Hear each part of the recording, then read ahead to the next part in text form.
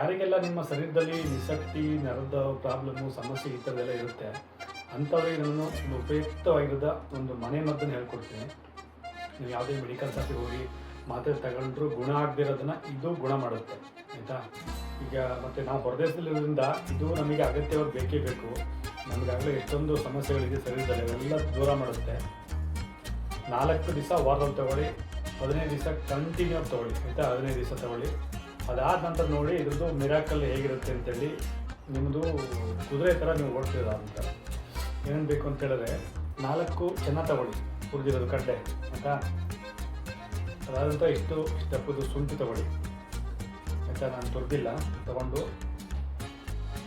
ಆಮೇಲೆ 2 ಏಲಕ್ಕಿ ಬೀಜ, 2 ಏಲಕ್ಕಿ ಬೀಜ, ಆಮೇಲೆ 2 ಬೆಳ್ಳುಳ್ಳಿ, ಆಯಿತಾ. ಈ ಥರ 2 ಚಿಕ್ಕ ಚಿಕ್ಕ ಬೆಳ್ಳುಳ್ಳಿ ತೊಗೊಳ್ಳಿ, 2 ಬೆಳ್ಳುಳ್ಳಿ,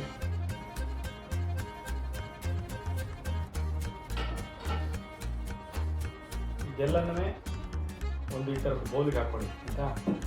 ಕಲ್ಲಿನಿದ್ರೆ ತುಂಬ ಬೆಟರು, ಇದನ್ನು ಮರದ್ದು, ಆಯಿತಾ. ಮತ್ತು 3 ಇಲ್ಲ 4 ಲವಂಗ ತೊಗೊಳ್ಳಿ. ಲವಂಗದಲ್ಲಿ ಹೂವಿರಬೇಕು, ಆಯಿತಾ. ವಿತೌಟ್ ಹೂವಿದ್ದರೆ ಲವಂಗ ಉಪಯೋಗ ಬರಲ್ಲ, ಹೂವಿರೋ ಲವಂಗ ತೊಗೊಳ್ಳಿ. ಲವಂಗದ ಹೂವು ಚಿಕ್ಕದಾಗಿರುತ್ತೆ, ನೀವು ನೋಡಿರ್ತೀರ ಅದು, ಆಯಿತಾ. ಇದೆಲ್ಲನೇ ಇದರೊಳಗೆ ಹಾಕ್ಕೊಂಡು, ಆಯಿತಾ. ಮನೇಲಿ ಚಟ್ನಿ ಮಾಡ್ತೀವಲ್ಲ ಆ ಟೈಪ್ ಆಗೋವರೆಗೆ ಚೆನ್ನಾಗಿ ಕುಟ್ಕೊಳ್ಳಿ. ಕುಟ್ಕೊಂಡಾದ ನಂತರ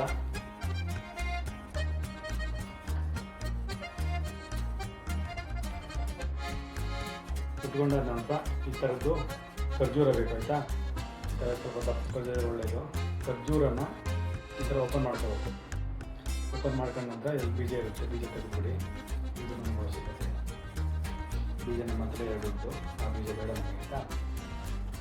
ಮಾಡ್ಕೊಂಡಾದ ನಂತರ ಇದರೊಳಗೆ ನಾವು ಏನು ಪೇಸ್ಟ್ ಮಾಡಿದ್ವಿ, ಈ ಪೇಸ್ಟ್ನ ಇದರೊಳಗಡೆ ಹಾಕಿ, ಆಯಿತಾ. ಪೂರ್ತಿ ಪೇಸ್ಟೆಲ್ಲ ಒಳಗಡೆ ಹಾಕಿಬಿಟ್ಟು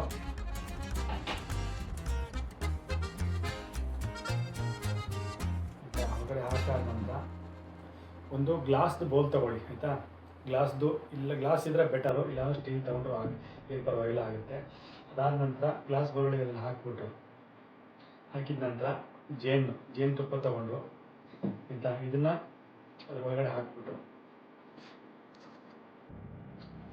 ಆಯಿತಾ. ಗ್ಲಾಸ್ ಬೌಲ್ ತೊಗೊಂಡು ಗ್ಲಾಸ್ ಬೌಲ್ ಒಳಗಡೆ ಖರ್ಜೂರ ಮತ್ತು ಚಟ್ನಿ ಒಳಗಡೆ ಹಾಕಿ ಆದ ನಂತರ ಗ್ಲಾಸ್ ಬೌಲ್ ಒಳಗೆ ಜೇನುತುಪ್ಪ ತೊಗೊಂಡು, ಇದು ತುಂಬ ಖರ್ಜೂರ ಇಲ್ಲಿವರೆಗಿರುತ್ತೆ, ಅದು ತುಂಬ ಹಾಕ್ಬಿಟ್ಟು ಮುಚ್ಚಿಬಿಡಿ ಅದನ್ನು, ಆಯಿತಾ. ಮುಚ್ಚಿಬಿಟ್ಟು ಏನು ಜಿರಳೆ ಪಳ್ಳೆ ಮುಟ್ಟದೇ ಇರೋದಾಗ ನೋಡಿಕೊಂಡು 24 ಗಂಟೆ ನೀವು ಅದನ್ನು ಮುಟ್ಟಕ್ಕೆ ಹೋಗ್ಬೇಡಿ. ನಾಳೆ ಬೆಳಗ್ಗೆ ಎದ್ದುಬಿಟ್ಟು ತಿನ್ನಿ ಒಂದನ್ನು, ಆಯಿತಾ.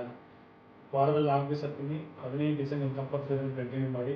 14ನೇ ದಿವಸ ನಿಮಗೆ ಯಾವುದೇ ರೋಗವಾಗಿರ್ತದೆ, ಶರೀರದಲ್ಲಿ ನರ ದೌರ್ಬಲ್ಯ, ನಿಶಕ್ತಿ ಪ್ರತಿಯೊಂದು ದೂರ ಆಗಿರುತ್ತೆ. ಮಾಡಿ ನೋಡಿ.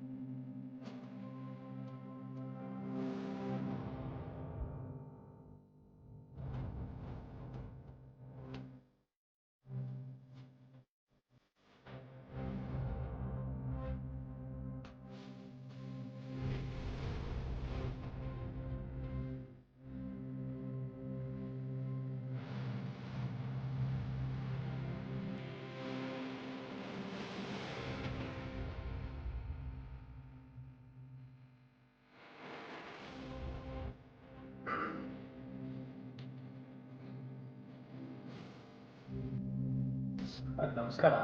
ಯಾರಿಗಾದ್ರೂ ಶರೀರದಲ್ಲಿ ನರ ದೌರ್ಬಲ್ಯ, ಥರದ್ದು ಕಮ್ಜೋರಿ ಮತ್ತು ಸುಸ್ತಾಗೋದು ಈ ಥರ ಸಮಸ್ಯೆಗಳಿದ್ರೆ ಯಾವ ಔಷಧಿ ಹೇಳ್ತೀನಿ. 4 ದಿವಸ ನೀವು ವಾರದಲ್ಲಿ ತಗೊಳ್ಳಿ, 15 ದಿವಸ ನೀವು ತಗೊಳ್ಳಿ. ಕಂಪಲ್ಸರಿ ನಿಮಗೆ ಎಲ್ಲ ಹಳೆ ಕಾಯಿಲೆಗಳು ಪ್ರತಿಯೊಂದು ನಾಶವಾಗಿ ಹೋಗುತ್ತೆ, ಆಯಿತಾ. ತುಂಬ ಒಂದು ಉಪಯೋಗ ಆಗಿರೋದು.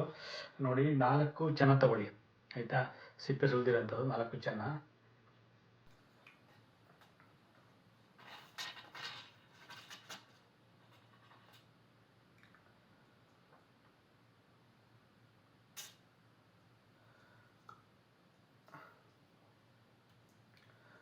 ಆಮೇಲೆ 3 ಲವಂಗ, 2 ಇಲ್ಲ 3 ಲವಂಗ. ಲವಂಗದಲ್ಲಿ ಮಾತ್ರ ಹೂವು ಇರಬೇಕು, ಹೂವಿರೋ ಲವಂಗನ ತೊಗೋಬೇಕು ನೀವು.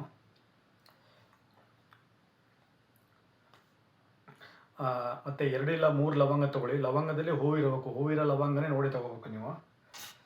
ಅದಾದಮೇಲೆ ಒಂದಿಷ್ಟು ದಪ್ಪದ ಚಿಕ್ಕದು, ಇಷ್ಟು ದಪ್ಪದ ಶುಂಠಿ ಆಯಿತಾ, ಚೆನ್ನಾಗಿ ತೊಳ್ಕೊಂಡು ಶುಂಠಿ ತೊಗೊಳ್ಳಿ.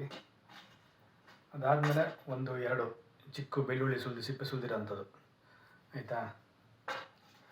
ಅದಾದಮೇಲೆ 2 ಏಲಕ್ಕಿ ಆಯಿತಾ. ಇದನ್ನು ತಗೊಂಡು ಆಮೇಲೆ ಇದ್ರ ಜೊತೆಗೆ 1 ಖರ್ಜೂರನ ತಗೊಂಡು, ಖರ್ಜೂರನ ಇದು ಚೆನ್ನಾಗಿರೋದು ಇದು ಸಿಪ್ಪೆ ಸುಲ್ಕೊಂಡು ಸುಲ್ಕೊಂಡು ಇಟ್ಕೊಳ್ಳಿ. ಇಟ್ಕೊಂಡಾದ್ಮೇಲೆ ಏನು ಮಾಡಬೇಕು ಅಂತ ಹೇಳ್ತೀನಿ.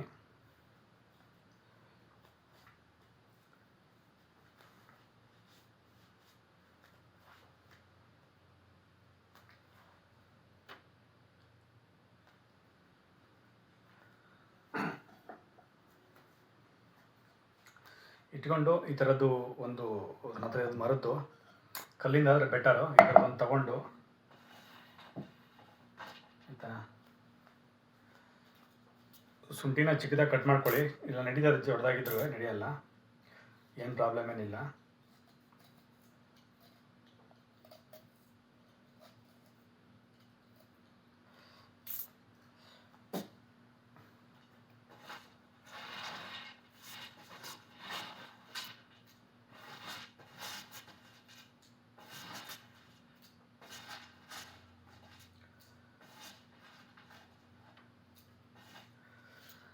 ಇದೆಲ್ಲನೇ ಇದಾದ ನಂತರ ಎಲ್ಲ ಮಿಕ್ಸ್ ಮಾಡಿ ಇದರೊಳಗೆ ಹಾಕ್ಕೊಂಡು ಚೆನ್ನಾಗಿ ನೀವು ಕುಟ್ಟಬೇಕು ಆಯಿತಾ. ಈ ಥರ ಕುಟ್ಟಾದ ನಂತರ ಇದ್ರದ್ದು ಏನು ಬರುತ್ತೆ ರುಬ್ಬಿರೋದು ಚಟ್ನಿ, ಇದನ್ನು ತಗೊಂಡು ನಾವು ಇದರೊಳಗೆ ಹಾಕಬೇಕು.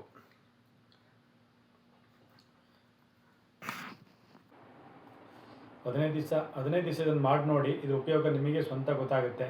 ಆನಂತರ ನನಗೆ ಕಮೆಂಟ್ ಮಾಡಿ ಆಯಿತಾ. ಅದಕ್ಕಿಂತ ಮುಂಚೆ ಯಾರು ಕಮೆಂಟ್ ಮಾಡೋಕ್ಕೆ ಹೋಗ್ಬೇಡಿ, ಪರವಾಗಿಲ್ಲ. ಬಟ್ ಇದನ್ನು ಯೂಸ್ ಮಾಡಿ ಒಂದು ಸರಿಯ, ಖಂಡಿತ ನಿಮಗೆ ಎಲ್ಲ ದೋಷಗಳು, ನರ ದೌರ್ಬಲ್ಯ, ವೀಕ್ನೆಸ್ಸು ಪ್ರತಿಯೊಂದು ದೂರ ಆಗುತ್ತೆ. ನಿಮ್ಮ ಮುಖದಲ್ಲಿ ಒಳ್ಳೆ ಕಾಂತಿ ಕೂಡ ಬರುತ್ತೆ. ಓಕೆನಾ.